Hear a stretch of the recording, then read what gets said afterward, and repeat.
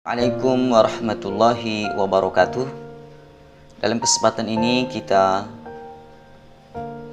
akan mempelajari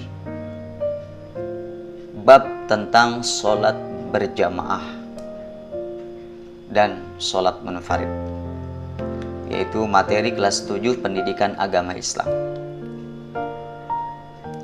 Sebelum kita masuk materi bab sholat berjamaah, mari tujuan kita setelah mempelajari materi ini, siswa harus mengetahui standar kompetensi dan kompetensi dasarnya. Setelah mempelajari bab sholat berjamaah, siswa dapat memahami tata cara sholat berjamaah dan sholat munfarid, sholat yang dikerjakan sendirian. Jadi sholat ada yang dikerjakan secara berjamaah, ada yang dilakukan dengan munfarid, sendiri-sendiri. Kemudian adapun kompetensi dasarnya adalah siswa mampu menjelaskan pengertian sholat berjamaah dan sholat munfarid. Kedua, siswa mampu mempraktikkan sholat berjamaah dan sholat munfarid. Ini adalah standar kompetensi dan kompetensi dasar pendidikan agama Islam materi tentang sholat berjamaah tingkat sekolah menengah pertama atau SMP.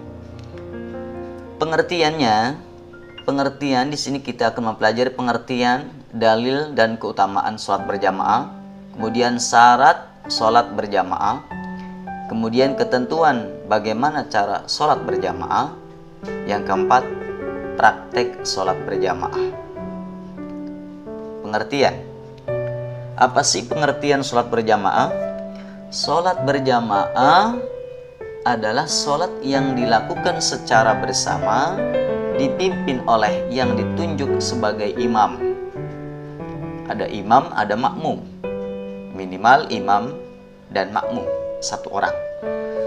Sedangkan sholat munfarid adalah sholat yang dilakukan secara individu atau sendirian. Ini pengertian.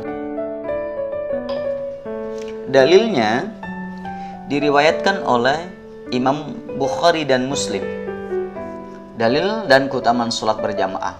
Sholatul jama'ati afdalu min sholatil fadhi bi sab'in wa isyrina darajah. Artinya, Rasulullah bersabda, sholat berjamaah lebih utama dibandingkan dengan sholat sendirian dengan selisih 20 derajat. Kalau sholat sendirian dapat 1 derajat. Kalau dikerjakan secara berjamaah, maka perbandingannya memperoleh 27 derajat. Ini dalil dan keutamaan sholat berjamaah.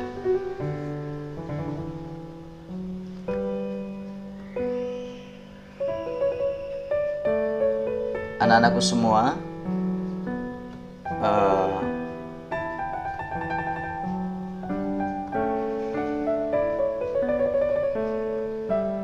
kita kembali syarat-syarat melakukan sholat berjamaah. Syarat sholat berjamaah pertama adalah adanya seorang imam, dipimpin oleh imam.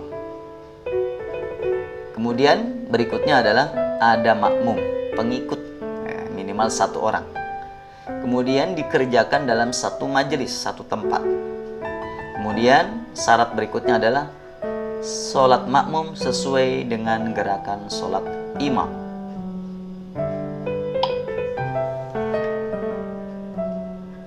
Imam adalah orang yang memimpin sholat berjamaah, namanya imam. Ada yang harus dipenuhi oleh seorang imam menjadi imam saat sholat berjamaah. Pertama, harus balik. Kalau laki-laki sudah mencapai usia 15 tahun, perempuan 9 tahun. Kemudian syarat seorang imam harus fasih dan hafal bacaan sholat dan juga mengetahui syarat rukunnya, ya. Kemudian bukan orang yang dibenci jamaah. Yang keempat, syarat seorang imam mengetahui syarat dan rukun serta hal yang membatalkan sholat. Kemudian seorang imam pria untuk pria dan wanita.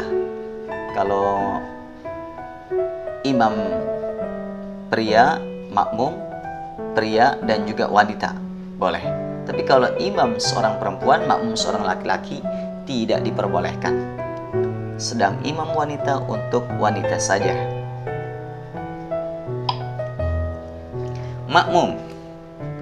Makmum adalah orang yang mengikuti imam dalam sholat berjamaah.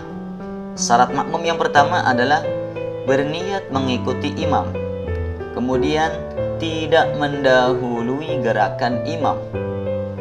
Sholatnya sesuai dengan sholat imam, kemudian mengikuti imam dalam segala gerakan sholat. Kemudian posisi makmum berada di belakang imam dalam satu majelis tempat. Kemudian tidak bermakmum kepada imam yang batal sholatnya. Ini adalah syarat makmum melakukan sholat berjamaah. Macam-macam makmum. Makmum ada makmum muwafiq, yakni makmum yang tidak terlambat dalam sholat berjamaah, tidak tertinggal satu rakaat, satu rukun ya. Yang kedua makmum masbuk, yakni makmum yang terlambat gerakan sholatnya ya. Kemudian makmum mufarik, yaitu makmum yang menyalahi gerakan imam. Ini macam-macam makmum. Makmum muwafiq, makmum masbuk, makmum mufarik.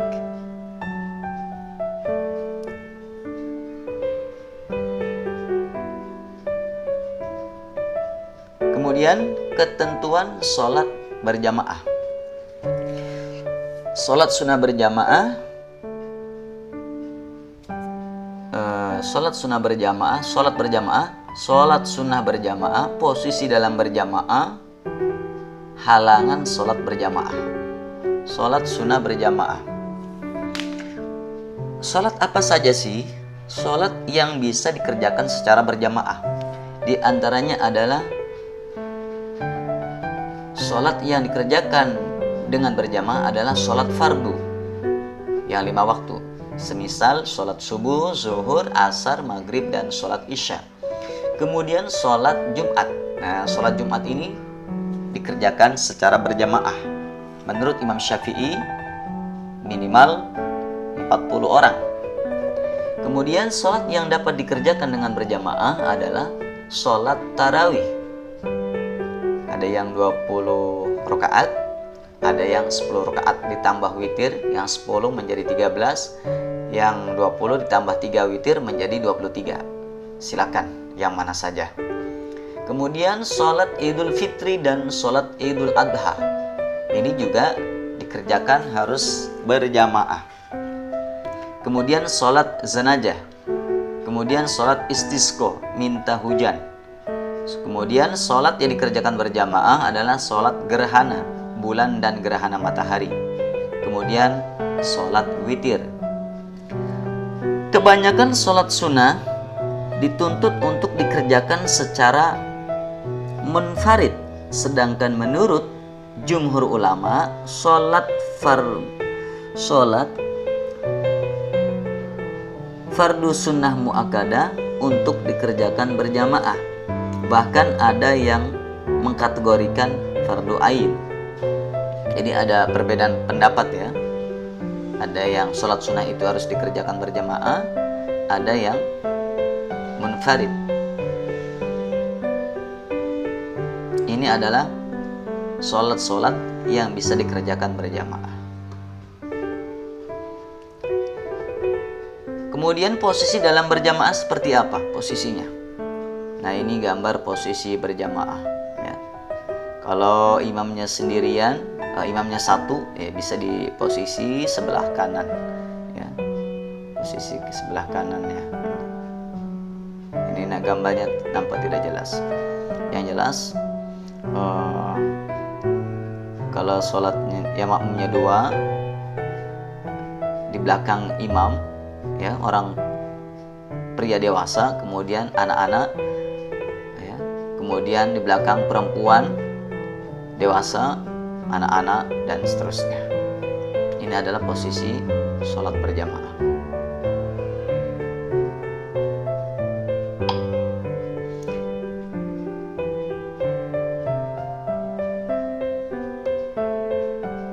Praktek sholat berjamaah.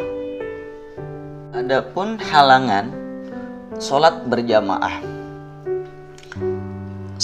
Adapun halangan sholat berjamaah, boleh seseorang sholatnya munfarid, sendirian. Karena ada beberapa faktor. Di antaranya adalah saat suasana hujan. Ya, suasana hujan, maka boleh sholat sendirian. Kedua, adanya angin topan atau udara yang sangat dingin. Yang ketiga, halangan sholat berjamaah ketika makanan sudah terhidang dan perut terasa amat lapar. Yang keempat, ingin buang air besar atau kecil, qadil hajat. Yang kelima, takut datangnya bahaya. Ketika kita hendak melakukan sholat berjamaah, ada bahaya, misalkan ada binatang buas. Kalau kita melewati tempat untuk menuju sholat di masjid, maka kita diterkam oleh binatang buas, maka datangnya bahaya ini boleh kita sholat di rumah. Kemudian dalam keadaan sakit, sehingga kita sulit untuk berjalan atau kita tidak mampu untuk melalui tempat yang jauh, misalkan ya, karena posisi masjidnya jauh, atau juga halangan sholat berjamaah setelah makan makanan bau pada mulut seperti jengkol misalnya, pete atau bawang atau buah duren, maka setelah kita makan seperti ini, untuk menghindari mengganggu jamaah lain, maka kita boleh sholat sendirian, sholat di rumah. Oleh karena itu, makan makanan bau seperti jengkol dan lain sebagainya itu hukumnya dimakruhkan. Jadi ini adalah halangan sholat berjamaah. Nanti kita mengerjakan soal-soal. Semoga kita dapat menjawab dengan jawaban yang tepat dan benar.